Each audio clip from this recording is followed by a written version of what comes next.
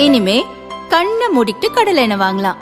ஏன்னா மந்த்ரா கடலை எண்ணெய் இதயத்தின் தயாரிப்பு. வறுக்க பொரிக்க ஏன் எல்லா சமையலுக்கும் மந்த்ரா தான். மந்த்ரா கடலை எண்ணெய், அபார ருசி, ஆரோக்கியமான உடல் நலம்.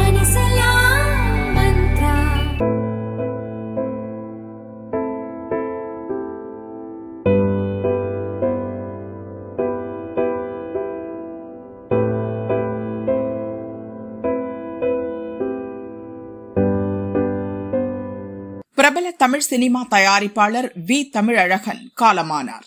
வயது மூப்பு காரணமாக பல்வேறு உடல்நல பிரச்சினைகளால் அவதிப்பட்டு வந்த அவர் சென்னையில் மரணமடைந்தார்.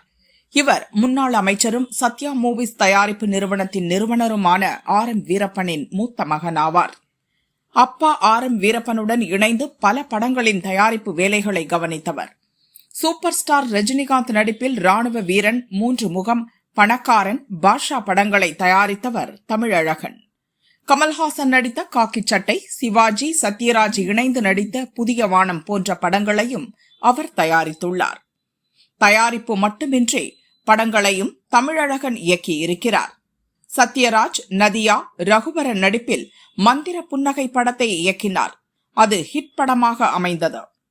அடுத்ததாக நிலா பெண்ணே படத்தை இயக்கினார். அந்த படத்தில் நடிகை திவ்ய பாரதியை அறிமுகப்படுத்தினார். நல்ல படம் என அதுவும் பெயர் பெற்றது. ஆனால் பெரிய வெற்றி பெறவில்லை. தமிழழகன் மரணம் பற்றி கேள்விப்பட்டதும் நடிகர் ரஜினிகாந்த் அதிர்ச்சி அடைந்தார். அவர் வெளியிட்ட இரங்கல் செய்தியில் கூறியிருப்பதாவது: R.M. வீரப்பனின் புதல்வர், எனது அன்பு தம்பி தமிழழகன் அருமையான மனிதர்.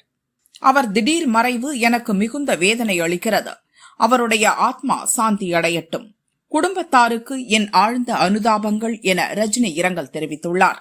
அதிமுக பொதுச் செயலாளர் எடப்பாடி பழனிசாமி வெளியிட்ட இரங்கல் செய்தியில் கூறியிருப்பதாவது: எம்ஜிஆர், ஜெயலலிதா ஆகியோரின் அமைச்சரவையில் மூத்த அமைச்சராக பணியாற்றியவரும் அதிமுக மூத்த முன்னோடியாக விளங்கிய மறைந்த R.M. வீரப்பனின் மகனும் தமிழ் திரையுலகில் தயாரிப்பாளராகவும் இயக்குநராகவும் பணியாற்றியவரும் சிறப்பான ஆன்மீக சேவை புரிந்தவருமான வி. தமிழழகன் காலமானார் என்ற செய்தி அறிந்து மிகுந்த துயருற்றேன்.